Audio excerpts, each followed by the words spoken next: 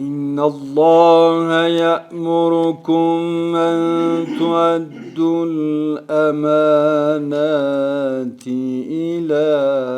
أهلها. د هموطن غږ بنسټ تېره ورځ د کورنیو چارو وزارت له مشرتابه سره یوه ګډه مشورتي ناسته ترسره کړه.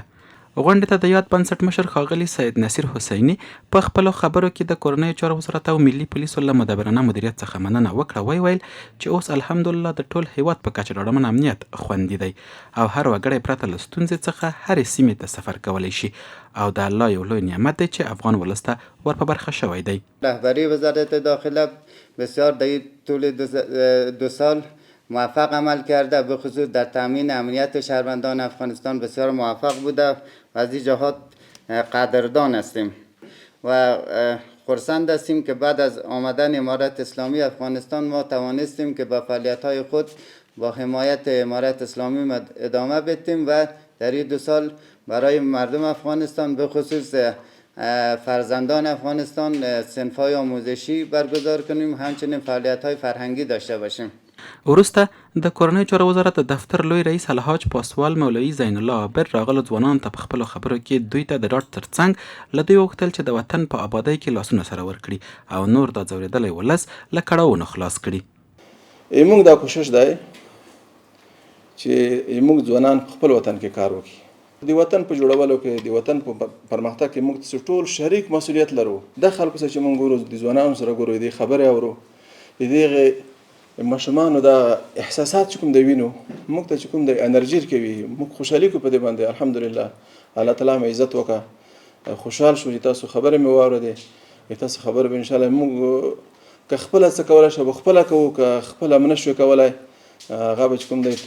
تر یو چار ارسوو تاسو د درد او فریاد د همکاري چې کوم دی موږ سره په دې شریکولو کې کوي هغه برسوو.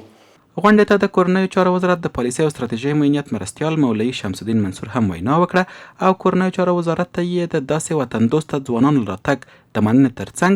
دوی ته د هر راز همکارۍ ډاډ څرګند کړ. اوس تاسو وینئ چې افغانستان کې لله الحمد ډېر زیات فرصتونه شته. د افغانستان په ټوله جغرافیه کې امن دی. 40 کاله نه بعد دا یوازینی فرصت دی چې د افغانستان په ټوله جغرافیه کې امن راغلی دی.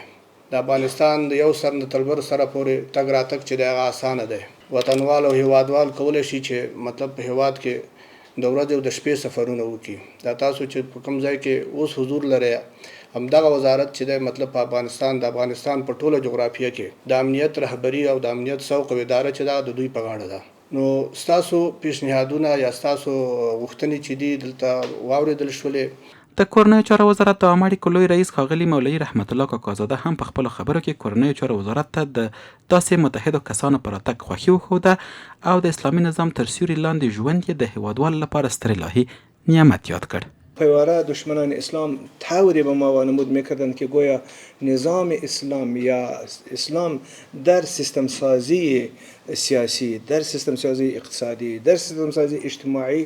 چیزی برنامه ها ندارند. همه چیزها بودند که افکار همه مسلمان ها را خصوصا نوجوان ها را مشوش کرده بودند و اونها هیچ وقت نمیمانند اجازه نمیدن که یک جای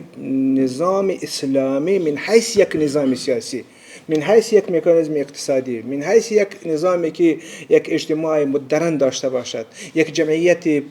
جمعیت خوشحال داشته باشد، یک جمعیت متمدن و مهذب داشته باشد، اونها هیچ وقت را تحمل کرده نمیتوانند. از این خاطر که اگر دنیا دیدن که مثلا جای اسلام نافذ است و نظام اسلام نظام عدل است، نظام معادلت است، نظامی است که به همه اقشار مردم، به همه اصناف مردم حقوقشان میدهند و دوران دولت، دوران سرمایه به جای اینکه با یک دوران خیلی